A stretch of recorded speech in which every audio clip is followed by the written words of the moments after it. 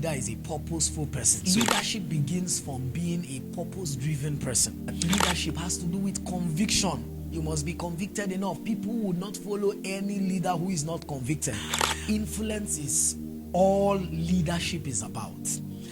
And what is influence? Influence is the ability to make a people buy into your beliefs, into your values, into your principles, and all that without using coercion, without using force, without using cruelty. Leadership means people, you portray a vision so much to people, and they fall in love with the vision, not only the vision, but the visioneer enough, believing them enough to follow them to any extent. There are basically two kinds of leaders. The first one is that there is a leader who is the pioneer leader, who basically is the one who is the visioneer.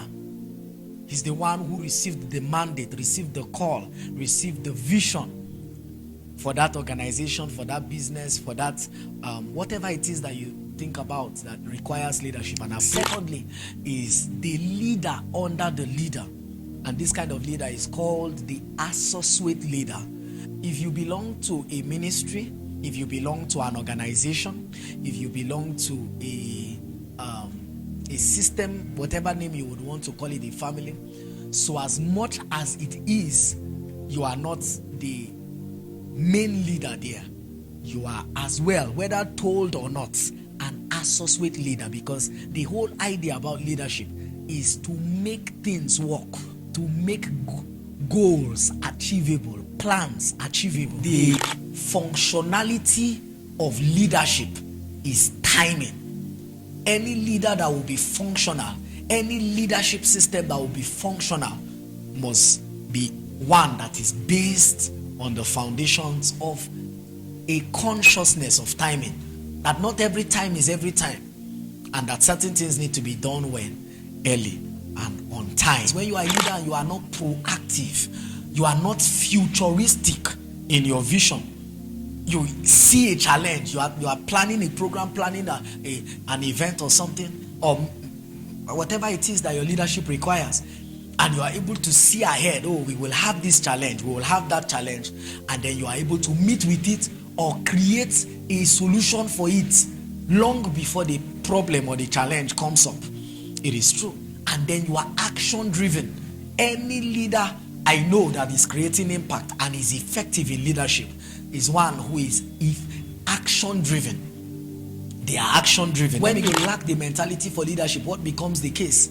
Your followers begin to lead you. It is true, and of course you will agree with me that mentality is everything. Mentality creates reality. If you want to see a reality of a standard leadership structure, a standard leadership system, it will be bettered first in your mind. Where your mentality is limited, there your leadership will end. There your leadership will stop. Some people lack the strength for leadership. See, to be a leader requires strength, stamina.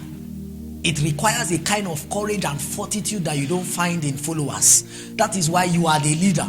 That is why people want to follow you. A level of dexterity, of strength, where people, no matter what, will be desirous to follow you, irrespective of the storms, irrespective of the challenges, the mountains that you meet on your path, because that is what happens. In life, you meet with challenges, mountains on your path. And as a leader, you must be able to forge a way, create a way, a path that allows for your leadership to thrive, not crumble. You see, when you are ignorant, you will move a lot as a leader by ambition rather than by vision. And the two are not the same thing. As a leader, what must drive you or be the driving force for you is vision and not ambition. Because ambition many times is just a self-dream generated from the flesh, and not necessarily something that becomes a blessing to people. You're not thinking, when it's a vision, it is a calculated attempt to be valuable to people, to provide solutions to people's problems.